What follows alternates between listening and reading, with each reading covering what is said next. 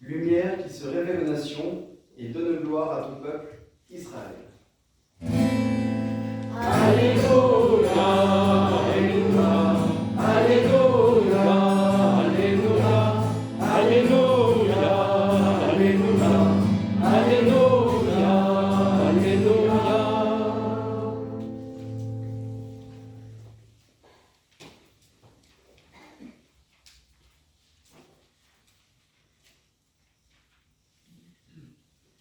Le Seigneur soit avec vous. Et avec votre esprit. Bonne nouvelle de Jésus-Christ selon saint Luc. Gloire à toi, Seigneur.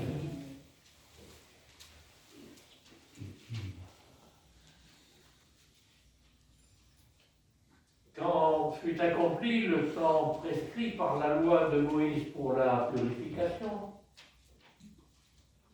les parents de Jésus l'amenèrent à Jérusalem pour le présenter au Seigneur et selon ce qui est écrit dans la loi. Tout premier-né de sexe masculin sera consacré au Seigneur. Il venait aussi offrir le sacrifice prescrit par la loi du Seigneur. Un couple de tourterelles ou 2 petites colombes. Or, il y avait à Jérusalem un homme appelé Siméon.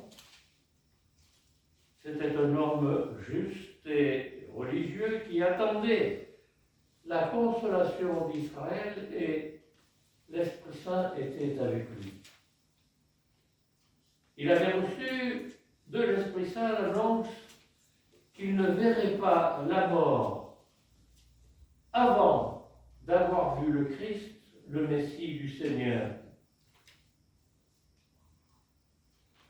Sous l'action de l'Esprit, Siméon vint au temple.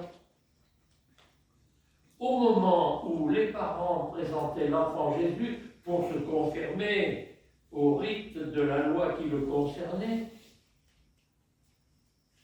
Siméon reçut l'enfant dans ses bras et il bénit Dieu en disant : « Maintenant, ô Maître souverain, tu peux laisser ton serviteur s'en aller en paix, selon ta parole, car mes yeux ont vu le salut que tu préparais à la face des peuples. Lumière qui se révèle aux nations et donne gloire à ton peuple Israël. »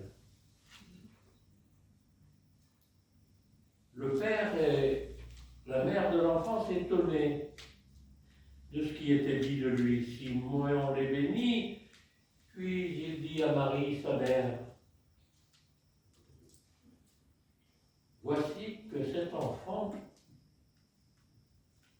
provoquera la chute et le relèvement de beaucoup en Israël.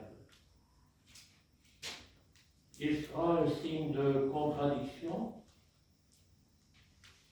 et toi, ton âme sera traversée d'un glaive. Ainsi seront dévoilées les pensées qui viennent du cœur d'un grand nombre. » Acclamons la parole du Seigneur. Louange à toi, Seigneur Jésus.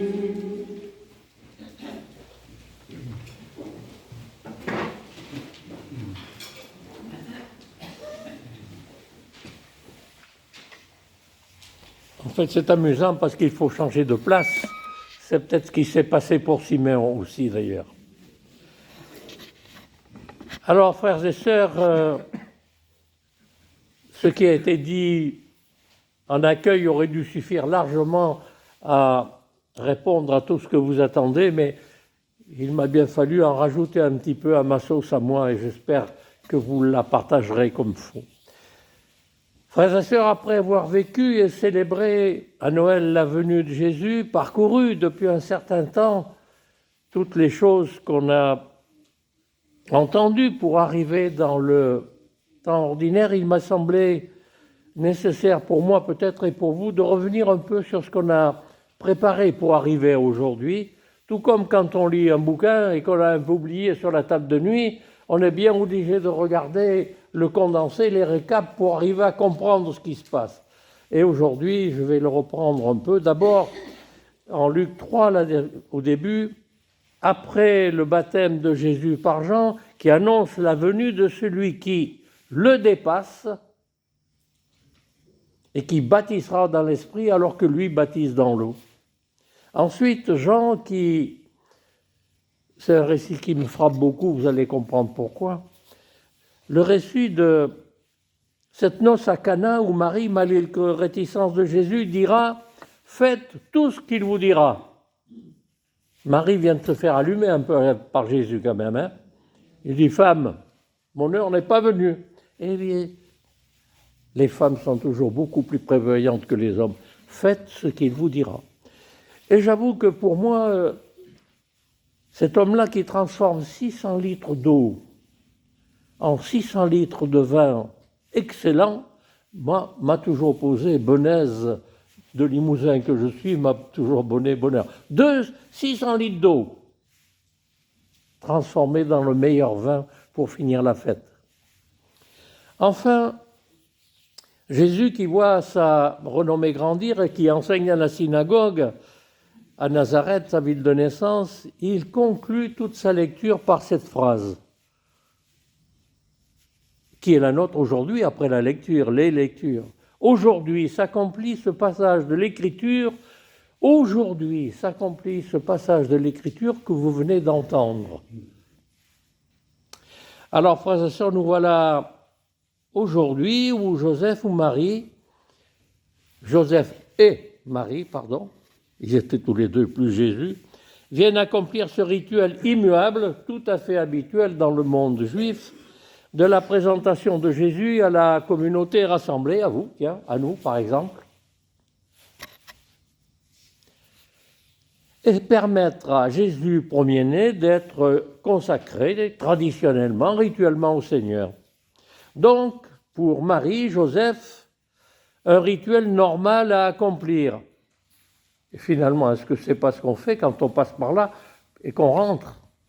Rituel habituel, peut-être tranquille, sans trop savoir, mais moi j'avais pensé à, peut-être parce qu'un grand-père, arrière-grand-père, je regarde les mamans, les grands-mères, que pour Marie, il ne pouvait pas faire sans être revenu sur ces phrases de l'ange et cette promesse d'avoir un enfant, et qu'elle répondait « Aujourd'hui, qu'il en soit fait selon ta parole ».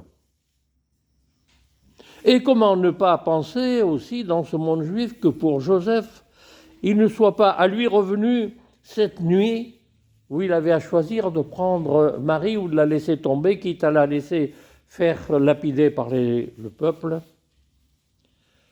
Et voilà ce que l'ange lui a dit, qu'on peut se répéter, Joseph, Joseph. Parce que la première fois, peut-être qu'il n'a pas entendu, ce n'était pas tellement facile non plus. Joseph, fils de David, ne crains pas de prendre chez toi Marie, ton épouse. Ne crains pas de prendre chez toi Marie, ton épouse, puisque l'enfant qui est engendré en elle vient de l'Esprit Saint. Elle enfantera un fils et tu lui donneras le nom de Jésus, c'est-à-dire le Seigneur sauve, car c'est lui qui sauvera son peuple de ses péchés. Ainsi, tranquillement, rituellement, les voici au temple, à la synagogue avec Jésus, donc tout semble aller pour le mieux, tout comme nous quand on est rentré dans cette église. Tout semble aller pour le mieux, on vient remplir notre devoir de chrétien. Et voilà que, devant la porte, un vieil homme habité par l'Esprit prononce ces paroles étonnantes et prenant Jésus dans ses bras.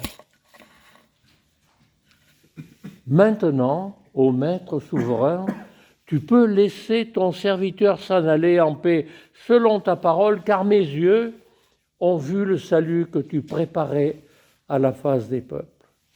Maintenant, ô Maître souverain, tu peux laisser ton serviteur s'en aller.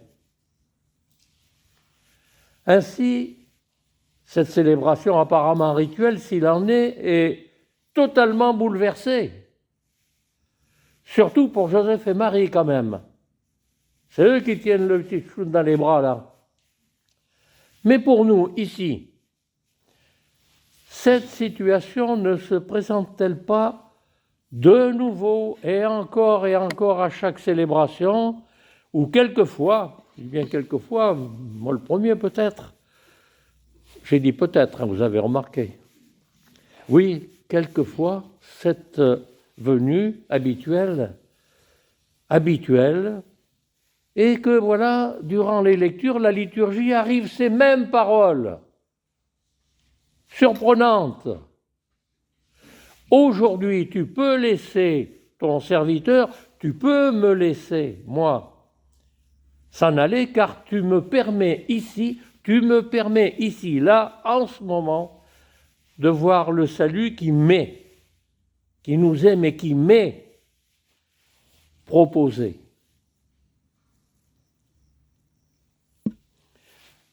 Ceci nous ramène un peu, pardonnez-moi, pas l'amalgame, mais le rapprochement à dimanche dernier où Denis parlait de l'année sainte qui ouvrait la porte au changement. Il avait indiqué le changement que lui avait fait ressortir Monseigneur Gaillot. Et il avait dit un changement, certes, mais pas un changement pour demain. Un changement pour aujourd'hui. Quel changement parlait Gaillot? À l'époque, il avait dit, si je reprends la parole, c'est pas le nombre de baptêmes ou de mariages que tu vas célébrer qui comptera. C'est le nombre de fois où tu rencontreras celui qui a besoin de toi, un malade, un pauvre. Voilà le changement qui nous est proposé. Et en pensant, en vous regardant, je pensais à une visite que j'avais fait mon marché comme tout le monde, parce que des fois ma femme me confie de faire les courses. Vous voyez un peu le risque. Et passant à la caisse, je ne sais pas si vous savez, à Auchan, Super U, machin, patin, couffin, je ne vais pas vous faire de la réclame, vous allez me dire que je fais de la pub. Pour les caissières, il y a 4 lettres qui sont S, B, M. Oui. Bonjour, salut, merci, au revoir. Et je me dis, ce qui est demandé aux caissières, est-ce que moi je ne peux pas le regarder? Est-ce que ce n'est pas déjà un petit changement? Un sourire, un bonjour, une personne qui tombe son sac qu'on ramasse. Il n'y a pas besoin de déplacer la tour Eiffel ou de reconstruire la cathédrale d'Angoulême. Le changement, c'est celui qui nous est proposé. Le changement simple, le bonjour quand on va ouvrir la porte. Oui, un changement à notre portée et selon notre capacité. J'avais été aussi un peu étonné, pardonnez-moi de le rallonger, par le geste de François le pape, notre Saint-Père, qui disait avoir pour l'entrée dans l'année sainte ouvert 2 portes, je me souviens de ces 2-là. La première au Vatican, il y en a peut-être bien besoin aussi, et la deuxième dans une prison de Rome. Ce changement, il est là, c'est comment nous pouvons ouvrir une porte. Cette porte, pas pour courir le 100 mètres en moins de 10 secondes, ou le 1000 en moins de 3 minutes. Ce changement, c'est accepter que le Seigneur nous dise « Qu'est-ce que tu peux faire pour les autres ?» Alors, pour conclure, frères et sœurs, j'aurais aimé vous donner un papier pour qu'ensemble, on puisse comprendre que ce que nous dit Siméon, c'est pour nous là, aujourd'hui, en ce moment. Et nous pouvons dire, aujourd'hui, tu peux laisser ton serviteur s'en aller en paix.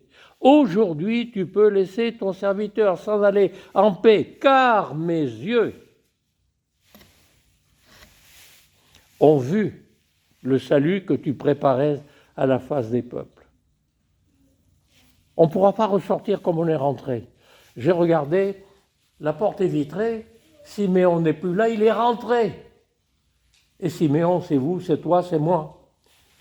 Aujourd'hui, Maître souverain, tu peux laisser ton serviteur s'en aller, car mes yeux voient, non pas ont vu, car mes yeux voient ce que tu préparais à la face des peuples. Amen.